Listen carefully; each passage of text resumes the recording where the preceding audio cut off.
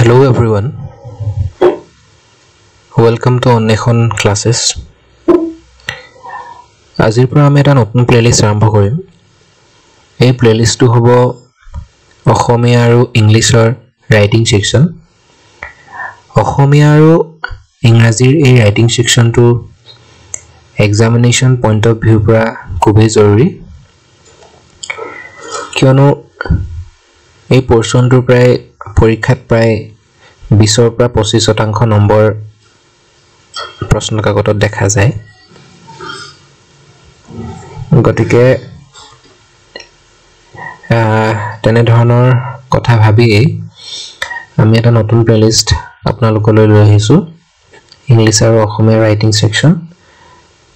এই প্লেলিষ্টত আমি প্ৰথমতে ইজিৰ পৰা হাৰ্ডলৈ এনেদৰে আগবাঢ়ি সকলোখিনি টপিকস কভাৰ কৰিবলৈ চেষ্টা কৰিম। প্ৰথমে আমি সিম্পল টপিক এটামান লম, তাৰ পিছত আমি টান টপিকসমূহ লৈ পিনি সকলোখিনি আপোনালোকক ক্লিয়াৰ কৰিবলৈ চেষ্টা কৰিম। আমি প্ৰথম যেটো টপিক লম হেতু হৈছে সপ্তম বা ক্লাস 7, 8, 6, 9, 10 এই গুটেকিটাৰ কাৰণে ইম্পৰ্টেন্ট এটা টপিক। হেতু হৈছে এপ্লিকেশন ৰাইটিং বা আবেদন লিখন। এই এপ্লিকেশনৰ ৰাইটিং বা আবেদন লিখন যদি আপোনালোকে ভালদৰে জানি লয়, তেতিয়াহলে জীৱনত যিকোনো এখন এপ্লিকেশন লিখাৰ ক্ষেত্ৰত আপোনালোকে কোনো ধৰণৰ অসুবিধাৰ সন্মুখীন নহয়। গতিকে হেয়ে আমি এটা উজু টপিক প্ৰথমে লৈ আহিছো, আবেদন লিখন। আমি ইয়াত দুখন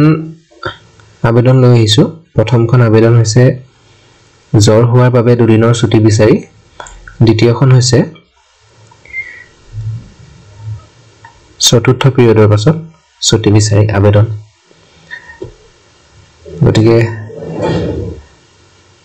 আমি আৰম্ভ কৰো। প্ৰথমখন এপ্লিকেশন হৈছে জ্বৰ হোৱাৰ বাবে দুদিনৰ ছুটি বিচাৰি প্ৰধান শিক্ষক বা অধ্যক্ষলৈ এখন আবেদন। এই প্ৰশ্নটো প্ৰিভিয়াস ইয়াৰ কোৱেশ্চন হয়, ক্লাস 9 বোৰ্ডৰ। গতিকে তাৰ পৰা এই প্ৰশ্নটো আনিছো আৰু এই প্ৰশ্নটোৰ এগেইনষ্টত টোটাল নাম্বাৰ আছিল 4। যেতিয়া এখন আবেদন লিখিম, আমি আবেদনখনত কিছুমান এখন আবেদন কি, এখন আবেদন কিয় লিখা হয় বা আবেদনখনত কি কিনো থাকে সেইখিনি আমি প্ৰথমতে জানি ল'ব লাগিব। আমি যদি জেনাৰেলি চাও, এখন আবেদনক আমি প্ৰধানকৈ তিনটা ভাগত ভাগ কৰি ল'ব পাৰো। আমি তিনিটা সেকশনত ডিভাইড কৰি ল'ব পাৰো এখন আবেদনক।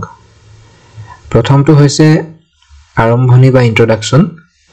এই আৰম্ভণি বা ইন্ট্ৰোডাকশনত আমি কোনজন ব্যক্তিক সম্বোধন কৰি আবেদনখন লিখিম বা আবেদনখন কালে লিখিম সেই সম্পৰ্কে থাকিব। অৰ্থাৎ ইয়াত আপোনালোকে দেখিবলৈ পাইছে আমি প্ৰধান শিক্ষক বা প্ৰিন্সিপাল ছাৰলৈ লিখিছো। গতিকে এটো হৈছে প্ৰথম পাৰ্ট, ইন্ট্ৰোডাকশন পাৰ্ট। আৰু ইন্ট্ৰোডাকশনতে থাকিব যে আবেদনখন লিখাৰ বা এপ্লিকেশনখন লিখাৰ যেটো বিষয় বা সাবজেক্ট কি।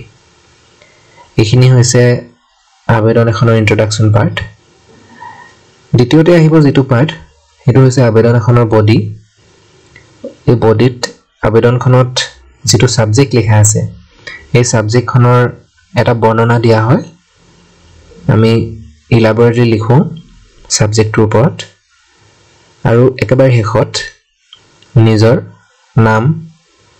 ক্লাস, ৰোল নাম্বাৰ আদি লিখি পিনি, অৰ্থাৎ নিজৰ পৰিচয়টোৰ হেতি আমি আবেদনখন সমাপ্ত কৰো। গতিকে আপোনালোকে এটা জানিবলৈ পাৰিলে যে এখন আবেদন লিখোতে বা এখন আবেদনৰ কি সেকশন থাকে। আমি যদি এটা ভালকে চাবলৈ যাও আবেদনখন, আমি আবেদন এখন আৰম্ভ কৰিম প্ৰতি মাননীয় প্ৰধান শিক্ষক মহোদয় দেশ বিদ্যালয়। অৰ্থাৎ আমি প্ৰথমে লিখিম প্ৰতি, দ্বিতীয়তে মাননীয় প্ৰধান শিক্ষক মহোদয় যদি তেখেত পুৰুষ হয় প্ৰধান শিক্ষকজন যদি মহিলা হয় তেতিয়া আমি প্ৰধান শিক্ষক মহোদয়ৰ ঠাইত লিখিম প্ৰধান শিক্ষয়িত্ৰী মহোদয়া আৰু সাধাৰণতে এক্সামত নিজৰ বিদ্যালয়খনৰ নাম নিলিখে গতিকে আপোনালোকে এই বিদ্যালয়ৰ নামটো খালি থৈ যাব পাৰে বা কিছু সকলে লিখিলেও কোনো অসুবিধা নপৰে কিন্তু সাধাৰণতে নিলিখে হেহে মই বিদ্যালয়ৰ নামটো খালি থৈ গৈছো আপোনালোক যোন স্কুলৰ পৰা চাই আছে তেওঁলোকে নিজৰ নিজৰ স্কুলৰ নামটো ইয়াত ভৰাই ল'ব পাৰিব মই খালি ঠাই দিছো আৰু দিছো বিদ্যালয় গতিকে একেবাৰে প্ৰথমতে আমি লিখিম প্ৰতি মাননীয় প্ৰধান শিক্ষক বা প্ৰধান শিক্ষয়িত্ৰী মহোদয় অথবা মহোদয়া আৰু ইয়াত বিদ্যালয়খনৰ নাম সেকেন্ড স্টেপত আমি লিখিম আমি কি বিষয়ত বা আমি কি সাবজেক্টত তেওঁক এপ্লিকেশনখন কৰিছো বিষয়টো আমি লিখিছো ছুটি বিচাৰি আবেদন আমি বিষয়টো বহলাই লিখিব নালাগে বা ইলাবৰেটলি লিখিব নালাগে সিম্পলি কলে হল পলাইটলি যে কিয় আমি আবেদনখন কৰিছো গতিকে মই একদম সিম্পল ভাষাত সাবজেক্টটো লৈ আহিছো সাবজেক্টটো হৈছে ছুটি বিচাৰি আবেদন আৰু এই বিষয়টোৰ লগতে বিষয়টোৰ সমানে সমানে আমি তাৰিখটো আবেদনখনৰ এই অংকটোত লিখিব লাগে বহুতে বেলেগ অংকটো লিখে কিন্তু তাৰিখটো আমি সাধাৰণতে হাইলাইট কৰি এনে জায়গাত লিখিব লাগে যোনটো ঠাইত আসলতে হাইলাইট হৈ যায় গতিকে বিষয়টোৰ ঠিক সমান্তৰাল ভাৱে অৰ্থাৎ হৰাইজন্টেলি যদি আপোনালোকে লিখে তেতিয়া হলে আপোনালোকে তাৰিখটো হাইলাইট হোৱাত সুবিধা হ'ব এক্সামিনাৰ জনে চাই ভাল পাব তাৰিখটো আমি যোন দিনা এপ্লিকেশনখন সাবমিট কৰিম সেইদিনাৰ তাৰিখটো ইয়াত ভৰাব লাগিব মই খালি থৈ দিছো আৰু এটা কথা যেতিয়া আমি এই আবেদনখন যেতিয়া দিছো তেতিয়া অলৰেডি আমি বিদ্যালয় ক্ষতি কৰিছিলো অৰ্থাৎ বিদ্যালয়ত উপস্থিত দুদিন পূৰ্বে আমি নাছিলো গতিকে দুদিনৰ পাছত আমি আবেদনখন প্ৰধান শিক্ষক বা প্ৰধান শিক্ষয়িত্ৰী মহোদয়াক জমা দিব লাগে আৰু যেতিয়া এনে ধৰণে আবেদন দিয়া হয় এনে ধৰণে আবেদন দিওতে সাধাৰণতে শ্ৰেণী শিক্ষক বা শ্ৰেণী শিক্ষয়িত্ৰী গৰাকীৰ জৰিয়তে দিয়া হয় সেইভাবে মই বিষয়টোৰ ঠিক তলত লিখিছো শ্ৰেণী শিক্ষয়িত্ৰীৰ যোগেদি আপোনালোকৰ যদি ক্লাস টিচাৰ মেল হয় বা পুৰুষ হয় তেতিয়া শ্ৰেণী শিক্ষয়িত্ৰীৰ ঠাইত শ্ৰেণী শিক্ষকও লিখিব পাৰে গতিকে এতিয়ালৈকে আমি চালো যে এখন আবেদন লিখোতে আমি ফাৰ্ষ্টত আবেদনখন কাক লিখিম হেয়া প্ৰথমতে আহিব তেখেতৰ ডেজিগনেশ্যনটো দ্বিতীয়তে আহিব আবেদনখনৰ সাবজেক্টৰ প্যাৰেলালি আমি ডেট লিখিম আৰু এই সাবজেক্টৰ ঠিক তলত আমি লিখিম শ্ৰেণী শিক্ষক বা শ্ৰেণী শিক্ষয়িত্ৰীৰ যোগেদি এতিয়া আহো আবেদনখনৰ মূল অংশ বডিলৈ এই আবেদনখনৰ বডিটোতে আবেদনখনৰ গোটেই কথাখিনি সোমাই থাকে আসলতে আমি সাবজেক্টত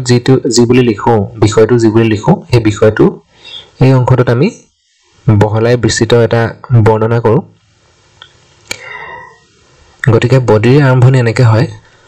আপোনালোকে লিখিব লাগিব মহোদয় যদি পুৰুষ হয় যদি মহিলা হয় মহোদয়া লিখিব লাগিলহেঁতেন বিনীত সন্মানপূৰ্বক নিবেদন এই যে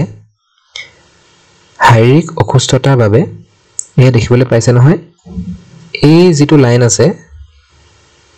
বিনীত সন্মানপূৰ্বক নিবেদন এই যে এই অংশলৈকে প্ৰতিখন আবেদনতে একে হ'ব অৰ্থাৎ এই লাইনটো মই আন্ডাৰলাইন কৰি দিয়া লাইনটো প্ৰত্যেকখন আবেদনত একে থাকিব তাৰ পিছত যিখিনি আমি বৰ্ণনা কৰিম সেই বৰ্ণনাখিনি বিষয়ভেদে বেলেগ বেলেগ হ'ব পাৰে কিন্তু এই লাইনটো একে থাকিব মহোদয় বিনীত সন্মানপূৰ্বক নিবেদন এই যে শাৰীৰিক অসুস্থতাৰ বাবে হাত 4/2025 অৰ্থাৎ 7 এপ্ৰিল 2025 আৰু 8 এপ্ৰিল 2025 তাৰিখে মই বিদ্যালয়ত উপস্থিত থাকিব পৰা নাছিলোঁ গতিকে দয়ালু মহোদয়ে উক্ত দিনকেইটাৰ ছুটি মঞ্জুৰ কৰি কৃপা কৰে যেন একদম সিম্পল এখন আবেদন লিখিছোঁ ইয়াত কৈছে যে শাৰীৰিক অসুস্থতাৰ বাবে 7 এপ্ৰিল আৰু 8 এপ্ৰিল তাৰিখে মই বিদ্যালয়ত উপস্থিত থাকিব পৰা নাছিলোঁ অৰ্থাৎ এই দুদিনৰ বাবে শাৰীৰিক অসুস্থতাৰ বাবে মই বিদ্যালয়ত উপস্থিত থাকিব পৰা নাছিলোঁ প্ৰশ্নটোত জ্বৰ হোৱাৰ বাবে বুলি আছে আপোনালোকে শাৰীৰিক অসুস্থতাৰ ঠাইত জ্বৰ শব্দটো লিখিব পাৰে এনেদৰে বিষয়টো দিয়াৰ পাছত সিম্পলি আপোনালোকে শেষত এনেদৰে লাইন লিখিব লাগিব গতিকে দয়ালু মহোদয়ে উক্ত দিনকেইটাৰ ছুটি মঞ্জুৰ কৰি কৃপা কৰে যেন অৰ্থাৎ আপুনি যেতিয়া এখন দৰখাস্ত বা আবেদন লিখিব আপুনি তেখেতক অনুগ্ৰহ কৰি বা এনে ধৰণৰ ভাৱেৰে লিখিব লাগিব মানে এনেকুৱা কথা নহয় কি আপুনি ডাইৰেক্ট সাবজেক্টটো দি দিলে আৰু ক'লে গতিকে মোক ছুটি ইয়াত আপোনাক দি দিয়ক আপুনি পোনপটীয়াকৈ তেখেতক ক'ব নোৱাৰে যিহেতু তেখেত এখন বিদ্যালয়ৰ প্ৰধান গতিকে আপুনি এনেকৈ লিখিব লাগিব গতিকে দয়ালু মহোদয়ে উক্ত দিনকেইটাৰ ছুটি মঞ্জুৰ কৰি কৃপা কৰে যেন আপোনালোকে মন কৰিব এই বিনীত সন্মানপূৰ্বক নিবেদন এই দখলৈকে আৰু এই গতিকেৰ পৰা এই দখলৈকে আবেদনখনত প্ৰত্যেকখন আবেদনত একে থাকিব আৰু এই যিটো এই দখৰ আছে শাৰীৰিকৰ পৰা অসুস্থতাৰ বাবে যে দুদিন উপস্থিত থাকিব নোৱাৰিলে এই দখৰ আবেদন ভেদে বেলেগ বেলেগ হ'ব গতিকে আপোনালোকে দেখিলে এই বিষয়বস্তুটোই আবেদনখনত প্ৰত্যেক আবেদনত বিষয়বস্তুটোই সলনি হয় আৰু বাকিখিনি বস্তু আবেদনখনত একে থাকে আৰু শেষত এটা লিখিব লাগিব এই মহোদয়ৰ ওচৰত মোৰ সৰল প্ৰাৰ্থনা অৰ্থাৎ আবেদনখন এনেকৈ লিখিব লাগিব যে আপুনি মহোদয়ক ছুটি বিচাৰি আবেদন জনাই প্ৰাৰ্থনা জনাইছে আচলতে মঞ্জুৰ কৰি দিবলৈ আপুনি অৰ্ডাৰ ভাৱত লিখিলে নহ'ব যে অৰ্ডাৰ দিয়া টাইপত আপুনি লিখিলে নহ'ব আপুনি তেখেতক ৰিকুৱেষ্ট কৰিব লাগিব ছুটি দিবলৈ গতিকে আমি এতিয়া বডি অফ দি এপ্লিকেশ্যন লিখিবলৈ সক্ষম হ'লোঁ প্ৰথমতে আছে বিনীত সন্মানপূৰ্বক নিবেদন এই যে শাৰীৰিক অসুস্থতাৰ বাবে মই 7 এপ্ৰিল আৰু 8 এপ্ৰিল তাৰিখে বিদ্যালয়ত উপস্থিত থাকিব পৰা নাছিলোঁ গতিকে দয়ালু মহোদয়ে উক্ত দিনকেইটাৰ ছুটি মঞ্জুৰ কৰি কৃপা কৰিছে গতিকে আমি দেখিবলৈ পালোঁ এই এপ্লিকেশ্যনৰ এইকেইটা লাইন একেই থাকে প্ৰত্যেককেইখন এপ্লিকেশ্যনত এই মহোদয়ৰ ওচৰত মোৰ সৰল প্ৰাৰ্থনা অৰ্থাৎ বিনীত সন্মানপূৰ্বক নিবেদন এই যে আৰু ছুটি মঞ্জুৰ কৰিবলৈ কৃপা কৰাৰ এই লাইনকেইটা একে থাকিব গতিকে আমি ইন্ট্ৰডাকশ্যন আৰম্ভণি আৰু বডিটো চালোঁ এপ্লিকেশ্যনৰ এতিয়া এপ্লিকেশ্যনৰ শেষত আমি লিখিব লাগিব ইটিৰ পিছত বহুতে ইটি লিখি পিনি এটা ভুল কৰে এই কমাটো নিদিয়ে এই কমাটো যাৰ ফলত কি হয় তেখেতৰ নম্বৰ ডিডাক্ট হয় বা নম্বৰ তেখেতৰ কাটি পেলায় এক্সামিনাৰে গতিকে ইটিৰ পিছত আমি কমা দিব লাগিব আপোনাৰ একান্ত বাধ্য যদি আপুনি ল'ৰা হয় তেতিয়া ইয়াত লিখিব লাগিব ছাত্ৰ ক্ষমা কৰিব মই আখৰকেইটা মানে মাউচত অকণমান বেয়া হৈ গৈছে আৰু ইয়াত যদি ছোৱালী হয় তেতিয়া লিখিব লাগিব ছাত্ৰী ইয়াত নিজৰ নাম লিখিব লাগিব তাৰপিছত লিখিব লাগিব শ্ৰেণী তাৰপিছত যদি আপোনালোকৰ সেকশ্যন আছে সেকশ্যন লিখিব তাৰপিছত ৰোল নং লিখিব এই নামটো প্ৰথমে লিখাৰ পিছত আপোনালোকে ৰোল নম্বৰটো লিখিব পাৰে বা শ্ৰেণীটো তলতো লিখিব পাৰে সেইটো আপোনালোকৰ মৰ্জি মতে লিখিব পাৰিব খালি ইটিৰ পৰা এই নামলৈকে এই তিনিটা লাইন একেলগে আপোনালোকে লিখিব লাগিব ইটিৰ পাছত সদায় মনত ৰাখিব কমা দিব তাৰপিছত আপোনাৰ একান্ত বাধ্য যদি ল'ৰা হয় ছাত্ৰ আৰু যদি ছোৱালী হয় ছাত্ৰী তাৰপিছত নিজৰ নাম শ্ৰেণী শাখা আৰু ৰোল নং গতিকে এয়াই আছিল জ্বৰ হোৱাৰ বাবে দুদিনৰ ছুটি বিচাৰি এখন আবেদন আবেদন লিখনটো আসলতে ইমান টান নহয়, সহজ হয়, কিন্তু বহুতে নিয়ম নজনাৰ বাবে আবেদনখন লিখিবলৈ অকমান অসুবিধা পায়। গতিকে মই আশা কৰিছো আপোনালোকে ভিডিওটোৰ জৰিয়তে আবেদনখনৰ ভাগকেইটা বা আবেদনখনৰ বিষয়ে থুলমূল এটা আভাস পালে। আৰু এই আবেদন লিখনৰ যিটো দ্বিতীয় অংশ হেতু আমি দ্বিতীয়টো ভিডিওত লৈ আহিম চতুৰ্থ পিৰিয়ডৰ পিছত। তেতিয়ালৈকে আপোনালোকে এটা কাম কৰিবচোন, এই আবেদনখন এইটো প্ৰশ্ন এবাৰ পঢ়ি চাই নিজেই এই প্ৰশ্নটোৰ লগত সংগতি ৰাখি এবাৰ এই আবেদনখনকে আপোনালোকে নুচুৱাকে লিখি চাবচোন।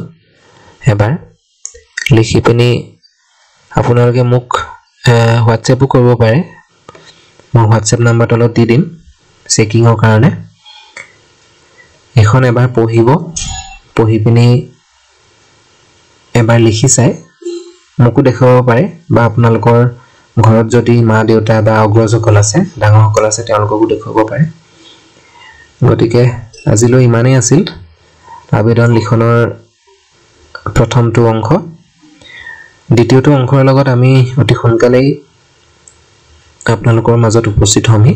তেতিয়ালৈকে পঢ়ি থাকক ভালদৰে। ঠিক আছে, আজিলৈ আহিছোঁ। জয় অসম।